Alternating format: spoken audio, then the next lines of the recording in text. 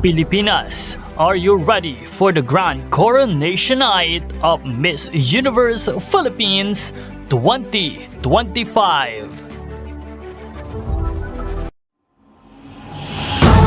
Now, 2204, your pageant. Good day po.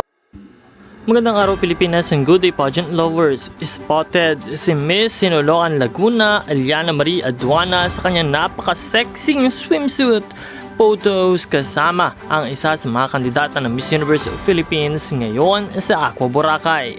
Ngayon nga ay nasa Aqua Boracay mga delegado ng Miss Universe Philippines para sa ilang mga activities at sa swimsuit showcase kung saan ipapakita ng mga kandidata ang kanilang mga kaseksihan at kumpiyansa sa sarili kung paano nila dalhin ang kanilang swimsuit at ang kanilang mga sarili.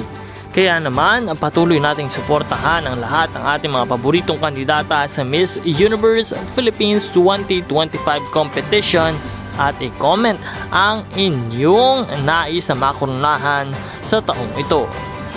Marami pang mga kaganapan ang mangyayari sa Miss Universe Philippines 2025 kaya patuloy po tayong mantabay sa channel na ito para sa lahat ng mga update. Handang-handa na si Aliana Marie Aduana sa kanyang swimsuit competition.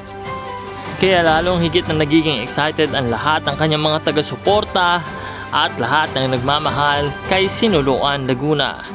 Patuloy po tayo na magbibigay ng mga update para sa inyong lahat kaya huwag kalimutan na mag-subscribe sa channel na ito. Maraming salamat sa iyong panonood at magkita po tayong muli sa susunod na video.